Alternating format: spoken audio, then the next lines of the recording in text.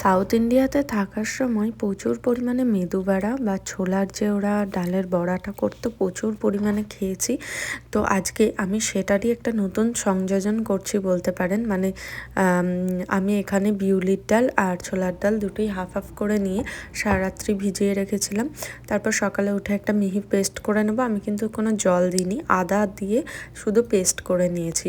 তারপর এখানে পেস্টটার মধ্যে একটু আদা কুচি, লঙ্কা কুচি, ধনেপাতা কুচি আর বেশ কিছুটা পরিমাণে আমি এখানে পেঁয়াজ কুচি অ্যাড করব। আমি যেহেতু বাটার সময় কোনো নুন দিইনি, নুনটা এখন দেব। নুনটা পরিমাণ মতো দিলাম, অল্প একটু কালো জিরে দিলাম, সামান্য একটুখানি হলুদ, সামান্য একটু চিনি, এখানে ব্রাউন সুগার ইউজ করেছি, একটু জিরে গুঁড়ো, কাশ্মীরি লঙ্কার গুঁড়ো আর কয়েকটা কারি পাতা এরকম হাতে করি একটু ভেঙে দেবো, যেহেতু কারি পাতাটা শুকনো।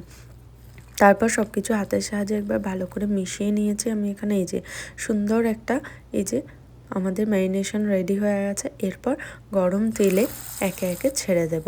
এটা ডুবন্ত তেলে ভাজার কোনো দরকার নেই। ভালো করে এপিট ওপিট কিন্তু লাল লাল করে ভেজে নেবেন। জানেন তো, আমরা যখন তিরুপতিতে থাকতাম আর রবিবার করে ওখানে সপ্তাহে একদিনই ফ্রেশ মাছ পাওয়া যেত। ওই জন্য রবিবার দিন সকালবেলায় আমরা ঘুম থেকে তাড়াতাড়ি উঠে বা কোনো দিন হয়তো রাত্রে ঘুমাতামই না, সকালে একবারে বাজার করে এসে ঘুমাতাম। তো তখন প্রচণ্ড খিদে পেয়ে যেত সকালে, আর অত তাড়াতাড়ি সকালে তো টিফিন বানিয়ে রেখে আসতে পারতাম না।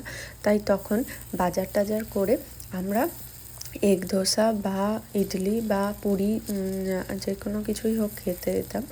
আর তখন কিন্তু এরকম একটা মেদু বড়া বা ছোলার ডালের যে বড়াগুলো পাওয়া যায় সমস্ত দোকানে, খাবার দোকানে ওগুলো থাকে, তো সেগুলো অবশ্যই আমরা একটা করে খেতাম। তাই যখনই আমি এই বড়াগুলো বানাই আমার সেই সব দিনের কথা কিন্তু খুব মনে পড়ে। তো যাই হোক, এখানে বড়াগুলো ভাজা হয়ে গেছে, আমি এটা পাত্রে তুলে রেখে দিলাম।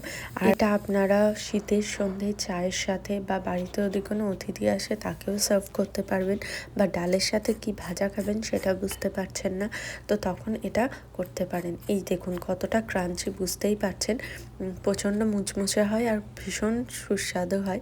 অবশ্যই এটা ট্রাই করে দেখবেন। আর বানানো তো কতটা সহজ আর খুব কম টাইম লাগে সেটা আপনাদের আমি দেখালামই। ভিতরটা একটু ভেঙে দেখাই, এই দেখুন খুব সুন্দর খেতে লাগে। অবশ্যই বাড়িতে কিন্তু